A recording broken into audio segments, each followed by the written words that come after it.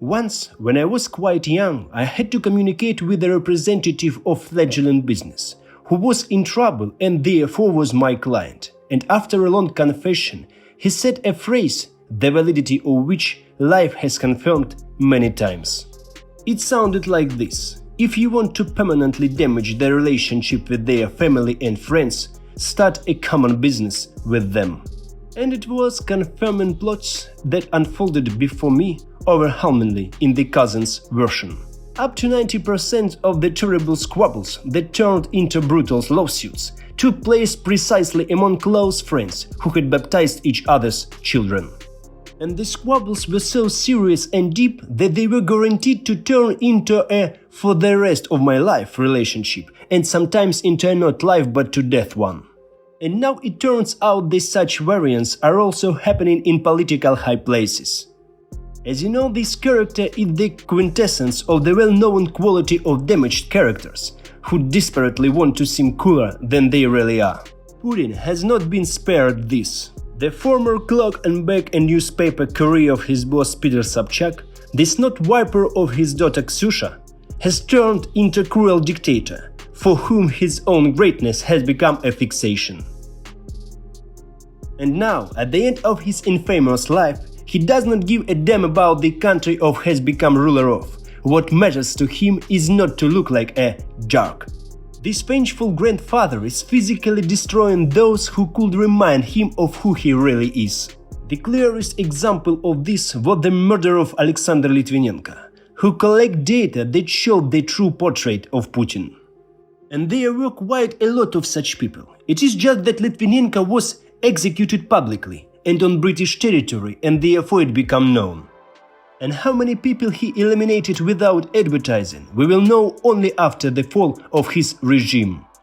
And all this was only to prevent someone from spoiling his majestic appearance as an empire, into whose role he had already gotten on and forgotten what he really is, a sniveling butthead and moth. But now he has stopped on the same rake we talked about above. In a very serious and dangerous game, the consequence of which was the war in Ukraine, he relied on his cousin, Vitya Medvedchuk, who became a natural resident in Ukraine, who worked entirely for his cousin and did everything that led to the war. In particular, he collected information on how public opinion was being shaped and how much the people of Ukraine could accept the occupation by Russian troops. It is clear that Medvedchuk was not doing this on his own, and he had a whole gang of greedy collaborators on his payroll, but he coordinated everything himself, and Putin trusted what was coming from Medvedchuk, all the more so that it resonated with the data from FSB. But the thing is that cunning Vitya did not do all this for free, and his people were also very mercenary types. And according to various sources, the entire program, which was on his boss's payroll, cost Putin up to $5 billion. What went to Medvedchuk personally is a question, but it is well known that his wife was given the oil business, and in addition to her shares in Russian oil production companies, she also received a chain of gas stations previously operated under the banner of the Tyumen oil company. But it is obvious that abundant funds were allocated to collect and analyze general information.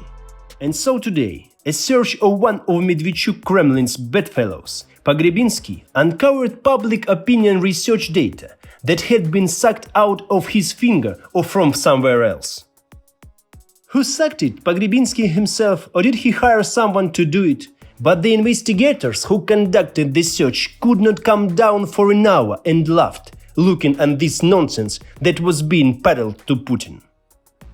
This implies that Putin was played like a sucker not only by Medvedchuk and Pogrebinsky, but also by other smart guys who made off with gigantic dough.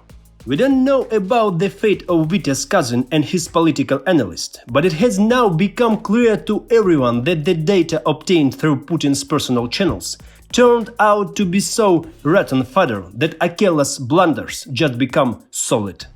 And maybe someone has begun to realize that this Padishah continues to play the role of emperor only because his entourage is cowardly, that they do not see him as the same stupid sycophant and simpleton who used to carry newspapers and suitcases for his master. And all the pompous things he throws at the public only happen because he is a coward.